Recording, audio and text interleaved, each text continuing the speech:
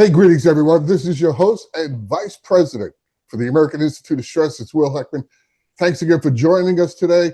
I'd like to ask that if you are listening to this podcast, make sure you go to stress.org and subscribe to our free magazines and check out all the information we have about stress and stress-related issues. And of course, if you're watching us, please hit the subscribe button and the like button. It really helps the channel grow, and I really appreciate it. So does our sponsor. Our sponsor today is AlphaStim. You know, if you're struggling with anxiety, insomnia, pain, you need to take a look at AlphaStim, the FDA-cleared non-drug medical device trusted by healthcare professionals worldwide. AlphaStim's proven patented technology uses a gentle microcurrent to help you feel better and feel better fast without the lasting side effects of medication. It's easy to use, it's portable, it's backed by extensive clinical research. You know, AlphaStim fits right into your daily routine. So make sure you visit alphastim.com and to learn more about that so you can take charge of your life. All right, so today, we're exploring a fresh and practical approach to handling stress in real time with the creator of Check Your Specs method. You know, while long-term practices like yoga and mindfulness or hiking are excellent for building resilience, they don't always help in the moments when stress strikes you suddenly, whether you're stuck in traffic, preparing for a big meeting, or facing unexpected challenges. The SPECS framework was designed to provide quick, effective strategies that anyone can use to calm their mind and body on the spot. And that makes stress management more accessible in everyday life. And joining us today is Laurie Couillard. And she is a wellness professional, a certified Wisconsin Master Naturalist, and a former early childhood teacher who is passionate about helping people reduce stress and live healthier lives through meaningful connections with nature. And as a regional speaker and a nature educator, she shares her expertise with communities, schools, and organizations to inspire others to embrace the healing benefits of the natural world.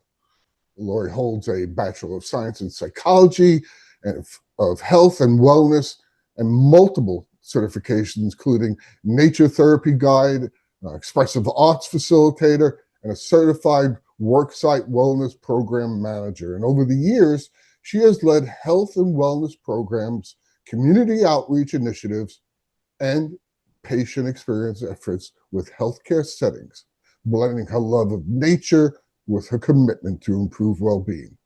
She's also the author of the Forest Knows, a children's book that encourages young readers to slow down and notice their surroundings and maybe discover the lessons nature has to offer. Laurie lives in southeastern Wisconsin with her husband and finds joy in hiking, kayaking, cycling, exploring nature with her family.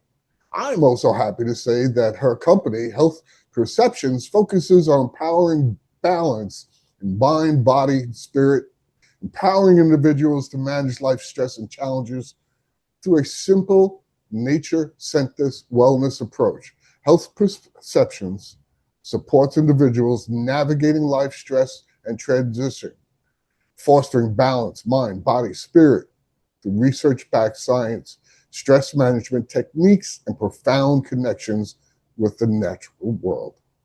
Also, it is now a certified product by the American Institute of Stress. So congratulate Laurie, and please help me in welcoming Laurie Couillard. Laurie, thanks for joining us. I really, truly appreciate you being here. Good morning. It's wonderful to join you today. Very excited to talk more about nature and stress management and all the things that we do have control over that can help us to manage that better as we age. Well, let's start by that. Like, can you start by explaining what the Check Your Specs, love the title, Check Your Specs stands for and how the method works in practice? Yeah, absolutely. So I created it because there's many aspects to our health, right? We know that it's not just our physical health, it's not just our emotional. There's a lot of components to our health that help us to feel well, to age well, to handle chronic illness well. So what Check Your Specs does is it's kind of a twofold strategy. It aims to help you to find that balance, to break that cycle of repeated stress and those stress peaks throughout the day and maintain that balance so that you can keep that sense of control over what's happening in your life, regardless of what comes at you. And so sometimes that's hard to do, especially in the moment. And so one of the things that this two-part strategy does is it helps you to take actual actions that we've kind of talked about through our coaching that work for you, things that our clients feel comfortable with, and use them in the moment. It's a very simple method. Actually, I give them a little guide to start with. They use it in the beginning. The first side is two-part, and I say that because there's a daily check your specs. So SPEC stands for social, physical, emotional, cognitive, and spiritual health. And so what we really aim to do is every day to just kind of check in. So the daily piece of this, the first side of this, goes through exactly those 5 components of health. And it just as you do a check-in, and I recommend that our clients do this around midday or dinner, so there's still time to work on those things. And it's just general. It's just saying, hey, did you do something to support your social health today? Who'd you connect with? Did you have a chance today to reach out to somebody and maybe bounce something off them? Or did you just go up and hug somebody and have a chance to feel that connection? Did you work on something physical today? What did you do to get that heart pumping? Did you do something to eat anti-inflammatory foods? And it goes through the emotional and checking in with yourself. And they're more generalized, but it's just a way to look at your whole health and make sure that you're addressing that. Because we address our dental care, we address our nutrition, but we don't always address the wellness aspect. Right. On the flip side of that, so there's this side. On the flip side, this is the Check Your Specs quick. Check it now. So this is when you're at the office, you're a parent with a child having a meltdown, you are in traffic, and things are happening.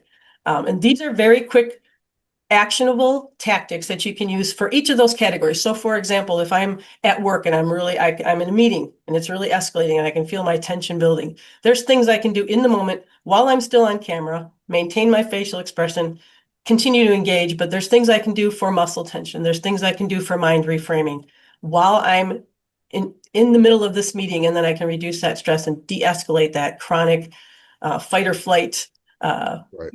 a feeling that I can feel building inside me. But there are other tactics too. So if you are at home, and I've had several people reach out this week even and just say, hey, I've been trying the one where, you're working on stuff and you're getting email notifications and you're getting text messages and you've got to finish this report and you're being fragmented and pulled 16 different ways. I tried that thing where you said to, just write my name backward, or I quickly took a couple M&Ms and I made a pattern with them, and it broke that stress chain that I was feeling. So there's simple things, and then there's things that are a little more involved that can help you take you out of that spin, that revving. I always call it a revving in your head of that rumination that happens in the prefrontal cortex.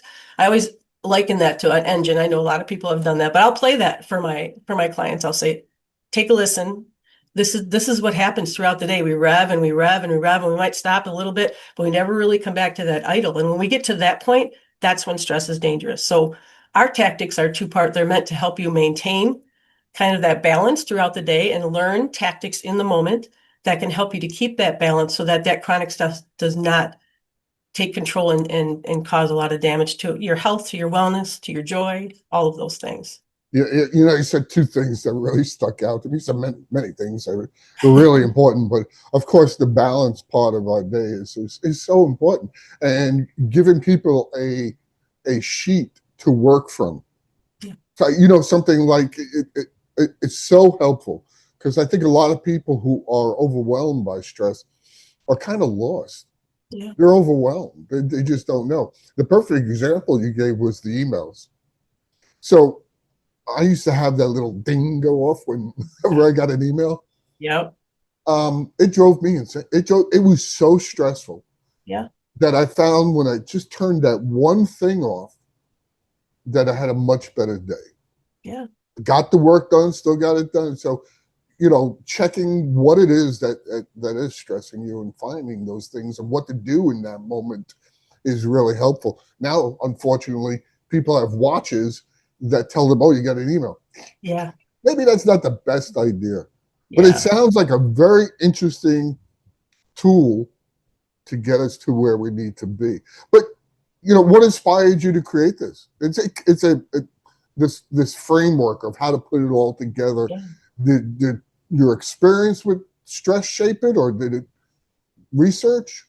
All of the above, I would say. Okay. So those five components that I mentioned that make up the acronym of SPECS, the social, physical, emotional, cognitive, and spiritual, have always been a deep tactic that I've always used. Tactic's not the right word.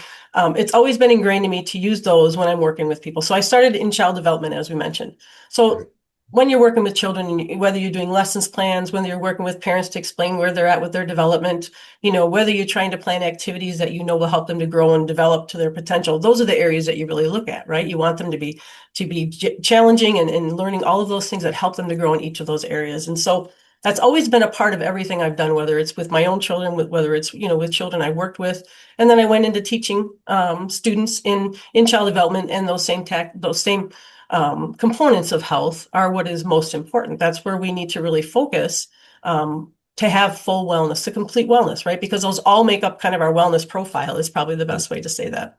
And so when I worked in healthcare, it was a natural progression when I started working in wellness, that those were the things. And what I came to realize, so that was kind of the foundation of the SPECS. But when I really had that realization that, I got to do something here, like there's got to be a way to help people is when I got into that healthcare field and working with patients and patient experience, working with clients, working with coworkers.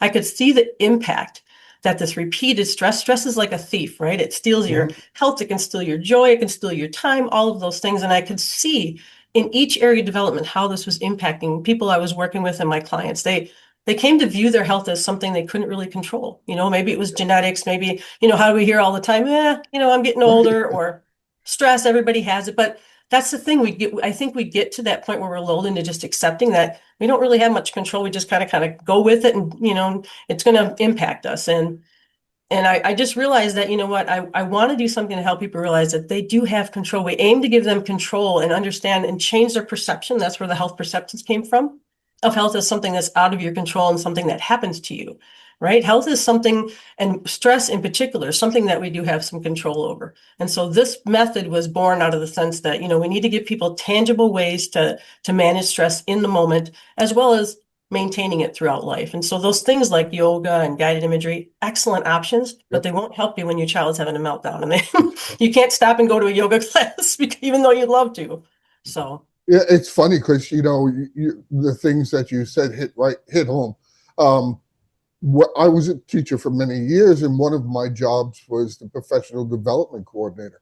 okay. And many years ago, this is many years ago, I went looking for a stress management kind of professional development for teachers. There was none, Yeah. not a one. And, I'm glad to see that now you were in other workplaces probably didn't have it. In fact, AIS, we just developed stress health for the Yes. workplace. Yes. And because of such a need for programs like yours that people can use in the moment. Yeah. Talk to me a little bit about, because people like practical, they like to understand. So one of the reasons we have this show is because people who are listening and watching feel they're so lost that, like you said, stress, it's just part of life. It really does not have to be. You need stress. Stress is actually good for you. Excuse me, but overwhelming stress and chronic stress is not. Give me some scenarios, some high stress scenarios where SPECS is especially useful. Okay.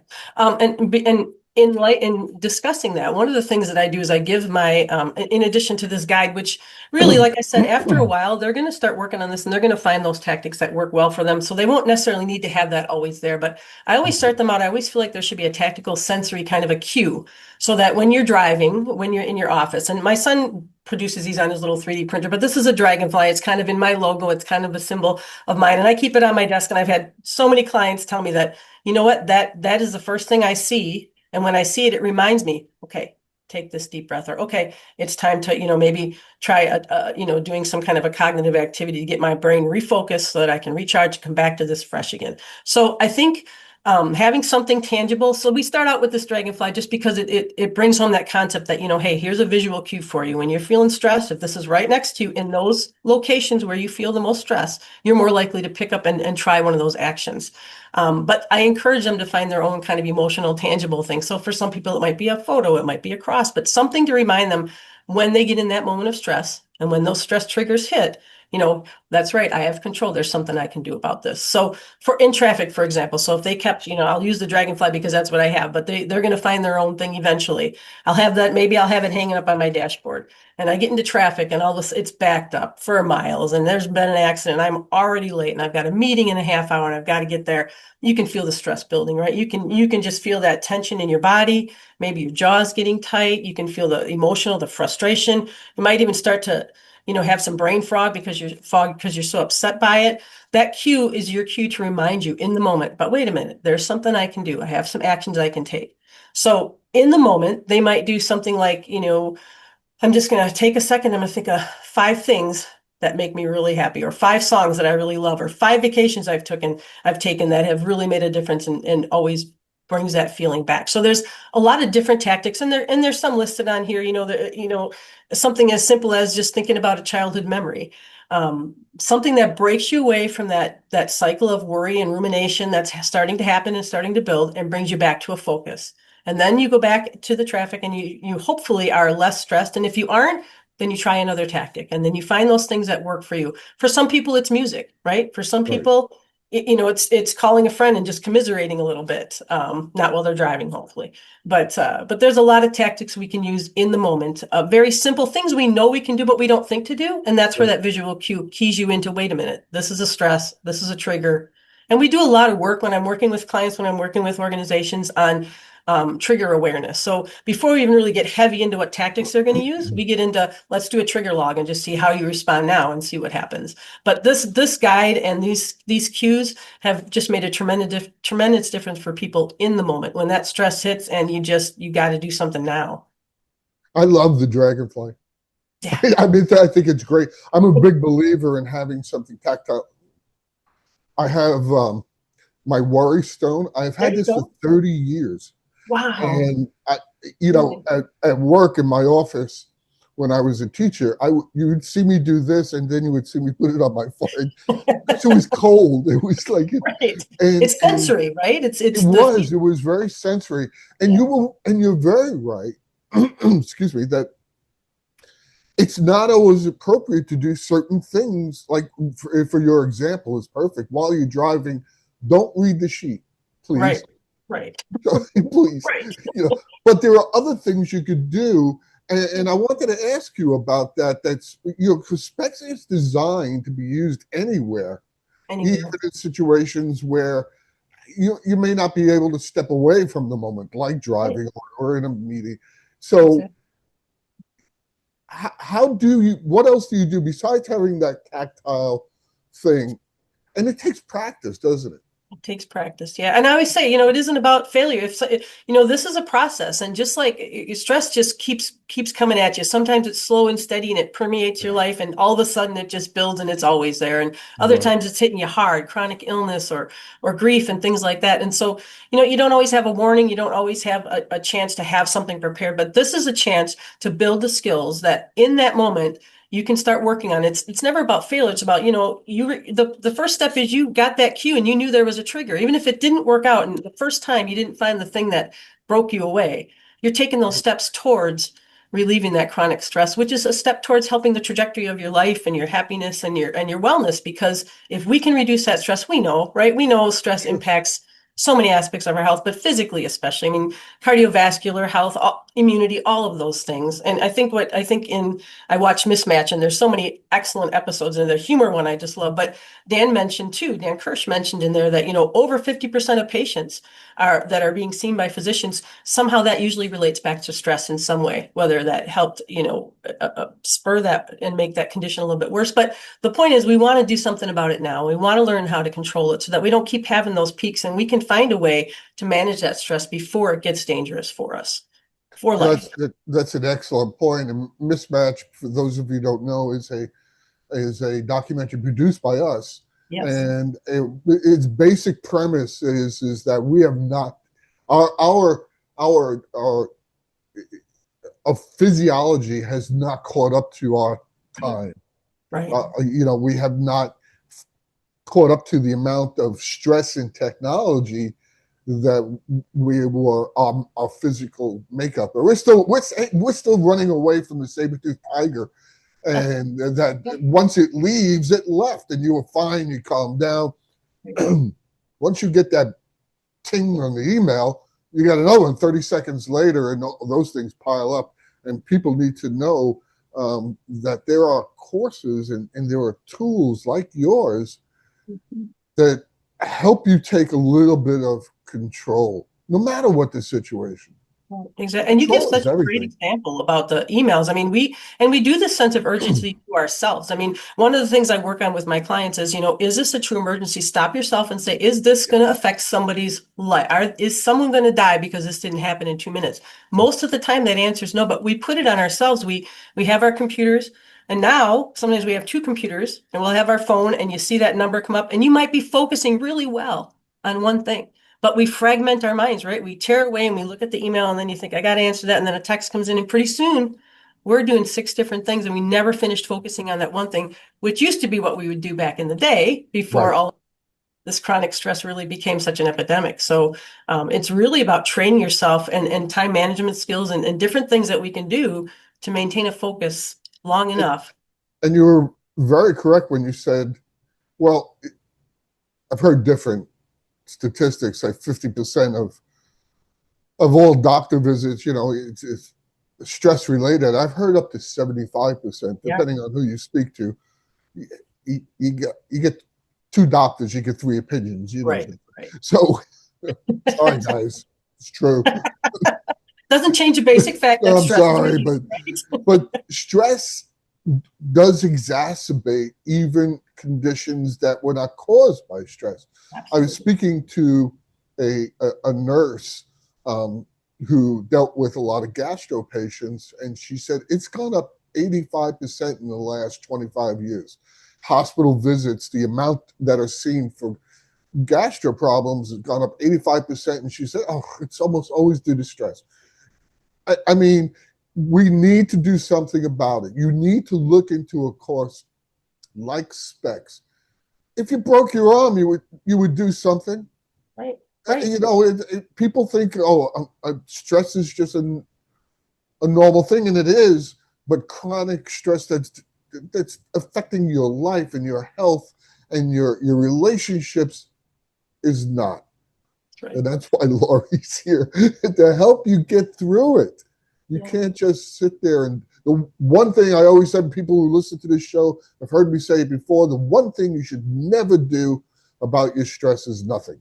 That's right. That's if you go back to the analogy of stress as a thief, right? Yeah, right. If for real in your neighborhood, There's in your your life. area, if you had heard there was a rash of stuffs going on, you'd prepare for that, right? You'd sort of see the Absolutely. signs, you'd start locking doors, you'd make sure your car was locked at night, those kinds of things. You prepare, you see what the triggers might be, and you take some action. And it's the same thing. Stress is kind of like that. I don't want to say the enemy, but kind of like that thief.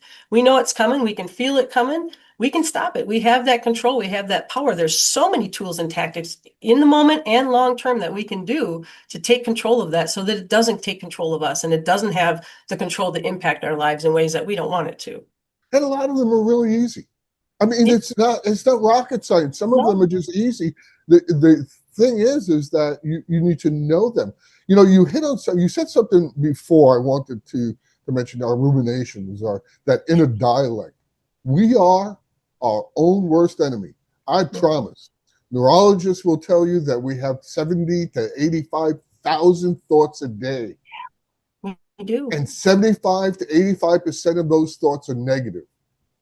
Yeah, So imagine if you could get that just to 50%, how much happier you'd be. Well, that's why programs like Specs exist. So to get you to that, out of that horror merry-go-round in your yeah, head that you can't get off of, and right. start thinking in a healthier way. And you know what?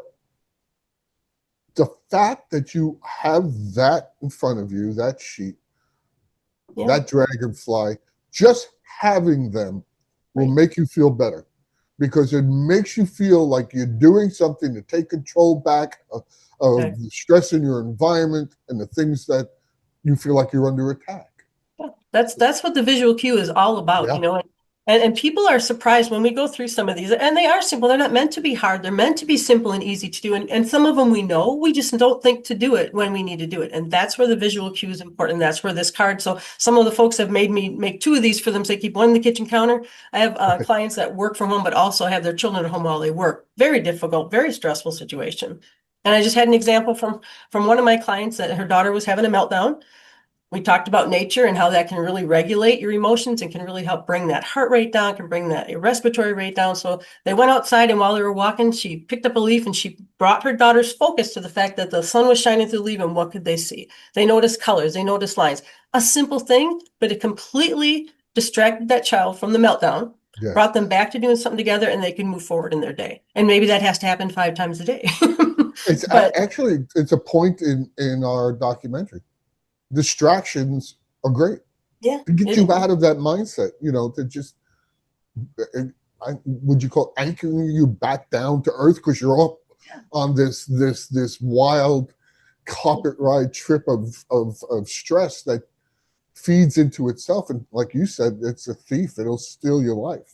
Well, and Talk it's to a me. domino effect, right? I mean, the physical Yeah. piece of it. If I just use burnout as an example for that, because I know that's coming up as a topic, I think, in your next magazine. But for burnout, first is the physical, right? You feel exhausted, you feel defeated, you feel tired. That's going to impact your emotional, because when you go home, you just don't have the energy left. You just don't feel like doing anything. You're tired. You just don't want to be with people. That's going to affect your social. That in turn Yeah. is going to affect your cognitive, because the brain fog starts. And so it's a domino effect. And if we don't address it, that's why it's such an epidemic. It isn't just It about the is. physical piece. It's all of those components.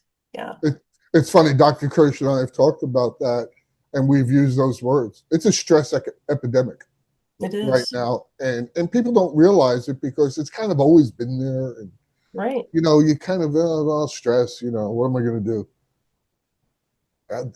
You would do something if you had other problems that were affecting your life. Mhm. So don't just sit there and say, "What am I going to do?" Do something. Yeah. That's what this show is about. Do something. That's what the American Institute of Stress is about. Do something. First and foremost, find out what it is that's Right. stressing you out. That awareness of those triggers, right? And You then, bet. It can, and you'll be amazed at what they really are and what you think yeah, they I are. agree with you. I was, Yeah. I said, oh, I'm not really stressed about that. It's that. Like, Yeah. well, Yeah. I could do something about that. You can do something about this. I wanted to talk to you. I know we got off on a little bit of a tangent.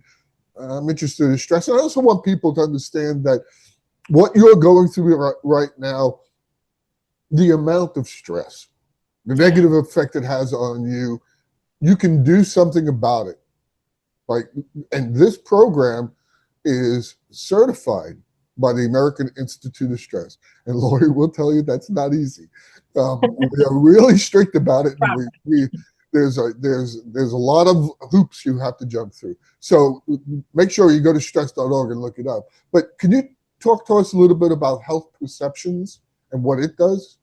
Absolutely. So health Thanks. perceptions is my wellness programs overall. And the real goal is that the real aim for that is to help clients just really better understand that control that they have to age well, to manage chronic stress. And I'll give you a personal example, a very personal example. I don't share this a whole lot, but I think it's so applicable It's to just you and me. it's so it's applicable to how you perceive health, which is how that name came about. Is I came to the realization in working with a lot of people that they just don't feel like they have a lot of control. Their doctors have control over their health, the stress has control of the age, but I feel so strongly that I can help so many people if they just understand, hey, there's a lot you can do to impact your health. And so my example is my sister was having some really bad heart trouble. She's doing just fine, but when she went to the hospital, God. she was diagnosed with hypertrophic cardiomyopathy. Because she was diagnosed with that, her cardiologist also happened to run a research program for just that diagnosis. And because of that, all of her immediate family were able to have genetic testing for that. So there's that genetics coming into play where people say, oh, I can't do anything about genetics. Well, as it turns out, I have a little bit of that. I have the start of that. So that means there's a little thickening in my heart. And it's very early stage. They've assured me that as long as we maintain it and keep it under control, I'll be just fine. I don't have symptoms from it, but it's a scary disease. It's a condition that can, some of those NFL football players you hear that just drop or things like that. That's that condition. So really scary for me to hear at first. And I'll be honest, on the way home, my perception of that was, wow, been working so hard to take care of myself, and I do all the wellness things and I really try to find the joy in life and still this happens. Now I'm going to be sidewinded, even though I feel like I'm this healthy, strong person, now I have this thing. But I had to change my framework, right? I had to take my own advice and I had to say, wait a minute, perceive this very differently. You may have this genetic condition that at some point could worsen. You're on top of it. But the second thing is maybe you wouldn't be weathering it so well if you hadn't taken care of your health and your wellness and your frame of mind to get through this. So that was my lesson that, you know what, it's not just about fighting stress in the moment. It's about maintaining it over your lifetime so that you can better handle the illness that might come your way, the challenges, the struggles. Grief is a hard thing. I don't know, we've probably all dealt with it to some degree. Very difficult thing to go through. But if you have the perception that you have some control over how well you go through that you can find methods like this Specs Care method to help you get through that. And nature is just a huge piece of what I do. Much of what I do is nature inspired, and that's because nature has that calming effect immediately on people. It doesn't take long to be outside where you can gather your thoughts. And once your mind reaches that homeostasis, that balance piece, the creativity and the ideas and the thoughts and the resolutions come pouring out of you. And it really takes just that settling down of the mind and body where your heart rate and your respiratory rate both come in kind of match that help you to get to that point where, hey, I can move forward and I can start to see, you know what, just like this river's flowing forward, I'm going to make it through these barriers too. So all of that combined to kind of build health perceptions into wellness programs. It's speaking engagements, it's individual coaching. And a lot of what I do is start out by talking about how stress does impact us. And then we'll usually do something outside so they can get the true immediate effect of what nature can do through some exercises that we do. And then we usually do another activity that brings it home. And then we come back and we kind of gather and just kind of debrief about what everybody got from the program. So let me ask you this, it's occurred to me before, and you talk about nature a lot. yeah. I'm a person who's out in nature a lot, whether on my motorcycle or out just fishing or whatever. I'm a birder. I know it's very, I'm a nerd. What can I say? But do you think that the epidemic in stress has increased because as a society, especially in our country, we've gotten away from being in nature? So many people live in a concrete jungle that some of them have never been in a forest. Some of them have never been in some of the most beautiful places I've been to. But do you think that has had a profound effect on the how people are affected in general as a society by stress?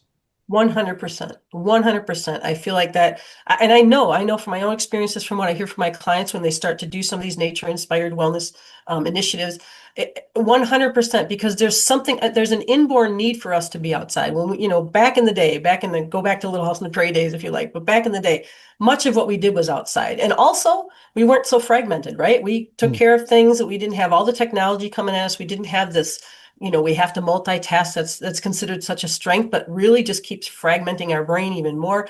Being out in nature takes that away. It's settling, it's calming, and there's something about being in nature that brings you perspective. That hey, what's really important here, and I'm dealing with this and this, but the world goes on, and there's transformation, and there's challenge, and we see resilience in the forest, and we get all kinds of lessons that way. But bottom line, we need it, and we aren't getting that's not just about the vitamin D and sunshine. That's a great reason to be outside. We want people outside, and it's not about, wonderful that people do organized sports. It gets them outside, all of that, Yeah. but it's about giving your mind a chance to settle and find that balance so that you can move forward in a more healthy, productive way. Yeah, I have to agree with that. I mean, I think so, in 1925, at least 80% of the people in this country made their living outdoors. Yes. Yep. They were working on farms and things like that. And when you do that, you have a connection to, even though it's a job and it's drudgery, you still have a connection to nature, and you're out there and you may stop for a minute. And I have had the moment while I was riding to have a bald eagle fly along my shoulder. Wow. And you wouldn't see that in a car, just to show you that little difference. Yeah. So if you're always in an office, always in a building, always, I've worked in New York City, and you forget that pace that's there is not normal, Right. that you're not built for that. So I agree 100% with you. I'm sorry if we got off on a little. So listen, guys, Yeah. having a tomato plant on your balcony, it's not the same thing. Having a fish tank is not the same thing as going to the beach. It is Nothing not. wrong with those things, Right. Right. but it's not enough. Right. Take time. Don't just do it on a vacation. Make it part of your life. Go play. Laurie gave a great example. Play a sport. Not only is it healthy and you're outdoors, probably, and no, Dungeons and Dragons doesn't count. Doesn't count. But there's this whole social aspect to it, and you need to a great stress reliever. And now I wanted to ask you, because you have a lot more experience talking to people who are dealing with a lot of stress, and I know people listening are, but stress often shows up differently for different people. In fact, a lot of times. Yeah. How does health perceptions, does it adapt to various, I don't know, personalities and temperament, even cultural places, because we do live in different kinds of places? Yeah, absolutely. I mean, and that's part of when I meet with a client for the first time, or even when I meet with an organization who wants to do, a workshop of some kind, we're discussing like what's the real issue here. And when we make any kind of a plan for a client in any way, we're always going through, here's some options. We do a kind of a checklist of probably 30 different things. What are you comfortable? What are some that you think you would really use when a trigger hits? What are some methods? What are some strategies and tactics that you feel you'll be comfortable doing? It's always about what's comfortable, because if they're not going to do it, it's not going to help, right?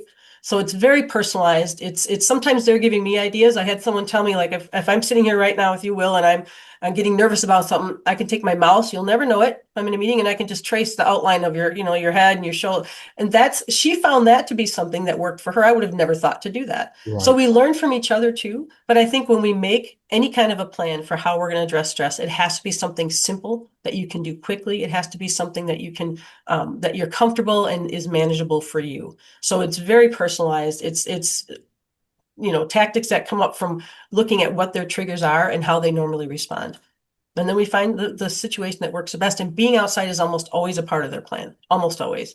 You can't take away from the calm that it brings to you and the peace that it gives you, the time it gives your mind to settle and balance. That's again, great advice. And I was going to even say to you, okay, so somebody comes to you for the first time, and they're, Lord, I'm just overwhelmed.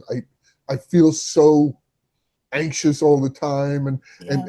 if you don't manage your stress, it can adapt you to have a diagnosable problem. It can cause a diagnosable problem, like general anxiety disorder, depressions, and things like that. So if somebody comes to you and says, "I'm just stressed out," what advice do you give somebody when you first meet them? At first, I give them hope. And I say, look, I have talked to a lot of people that are dealing. Hope is such an important piece of it, because I think that's how people come to you sometimes. They feel like, I've done everything I can do. There's nothing I can do. I'm just stuck. And so we look at, how is it impacting your life? And we look at what's causing it. And I think the important thing is just to reassure them that, hey, you're not alone. And I've seen people come through this, and this is how they've done it. And here's some ways that we can do that. But let's talk first about, why is it happening? You have to get bottom of the why so that you can figure out what that trigger is, to move forward with a plan. But it's giving them that sense of, you know what, you have a lot more control than you think you do. And sometimes you're really surprised to find out like how it's impacting you. We do a little example with it's kind of a wheel and it goes through mind, body, spirit, and we circle the things that are impacting them. So for body, it would be like, you know, gastrointestinal trouble or chest tightness or jaw tightness. And then we'll go over to the spiritual part and say hopelessness, defeatedness, or anxiety. We go through those things. And that's, I think, what impacts my clients the most. They see concrete evidence of how stress is impacting, or, you know, grief or whatever it is, whatever piece of stress it is, they get concrete examples of how it is impacting them. And they're often surprised at how much it's affected them. And that just gives them more motivation to do something about it. And then we give them the tools. You know, it's the greatest gift that you can give somebody is hope. Yeah. I mean, literally, I can get past this. So if you're out there, listen to what she just said. You know, you might need somebody just to guide you. If Right. you're going home at night and thinking, "Oh, I'm so stressed out, I'm going to have an old fashioned," that's not the best thing. Right. That's Right. not. How is that giving you hope? Right. Well, it's not, and sooner or later, it's not going to work. It's adding to your Something problem. like this does, Yeah. because you grow with it. You grow with specs. You grow with the program, and I think my greatest hope for you guys listening to this and watching this is that you come away with what Laurie has to give, and that's hope that you can get past all Yeah. this. Yeah. And you know, you need to do something. There's All right, there's another path, there's another way, you know, and then yeah, and we can be kind of that guiding light to help you down that path and figure out what's going to work for you. Because it, you know, I can do guided imagery. I love that. I do it in some instances because that really takes my mind to another place and breaks away from that stress. A lot of people don't like guided imagery. They just doesn't work for them. They aren't to the point where they can stop that rumination long enough to get into the guided imagery. And so I hear that a lot. Lots of other methods we can use. So we don't have to do that. There's so many other ways that we can give you actionable tools to help when those things happen. It doesn't have to be what works for me. It's what's going to work for you. and I think that is the definitive thing you could say. There are actionable tools Yep. just for you. Yep. You just have to find them. Yeah. You got to And they find the can right do it. one. Yeah. And, you know, I was very. We're running out of time, but I was very happy when I was talking to some young people recently. You know, 20s, Mhm. 30s. They're still young to me. Me too. who tell me that part of their life, and I did not expect this, is meditation. I love that. Really? When I was in my 20s, I couldn't spell meditation, let alone do it. So I was very happy Yeah. that it's becoming part of the norm and part of Yes. society and part of, you know, so and it's due to people like you who have programs and guide people into what works and what helps. All right, final question. I ask this for everybody. When Laurie gets stressed out, what does she do? I kind of know because you've kind of hinted at it, Kind but of list. what is your go-to for stress relief?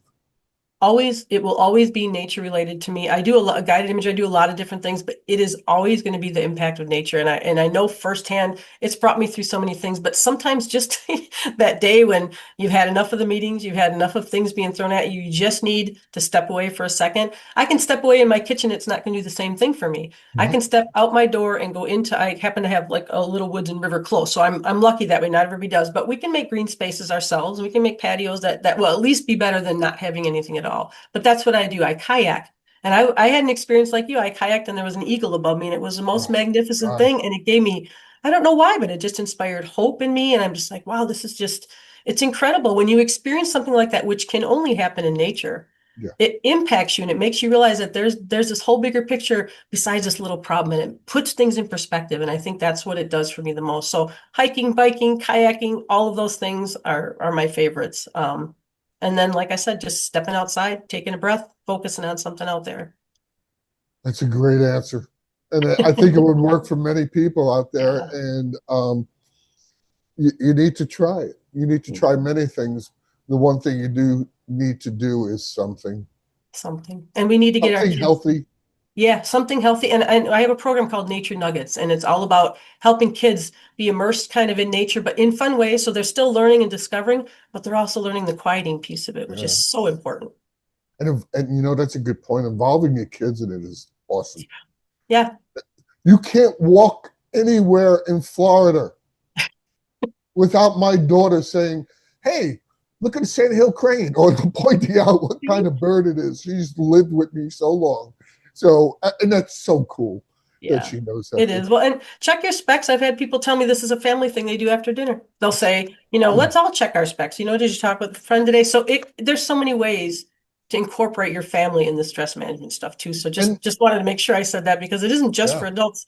We have so much no, depression, anxiety. Let's start them young, learning how to handle this stuff. kids are under a lot of stress, and we need to Yeah. normalize working on it. Yes. We need to Agreed. normalize talking about it because, Yeah. keep that bottled up, that's going Yeah. to pop. Impacts you Right. later. Thank you so much for being with us today. I really appreciate it. I want people to go to stress.org, look for your program. It's there to find out all about it. I thank you for all you do to bring awareness to the issues we talked about today. It's so important that people understand that stress can really do you harm and you need to do something about it. So You have thank some you for control and have you, some you can make a control. difference in your own life. And I so appreciate you giving me the opportunity to share some of this because there's so many in need out there. And hopefully Yeah. if it impacts, the whole point is to make a difference for people. And if it impacts even one person, I'm feeling good about that. So thank you for having me today and let me join you. Thank you so much. And this has been your host, Will Heckman. And I want to thank all you for joining us today. Don't forget, please follow the podcast, hit subscribe, all that good stuff.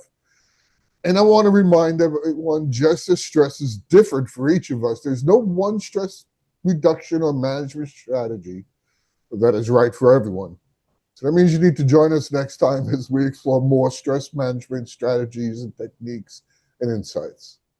So have a good day, everyone.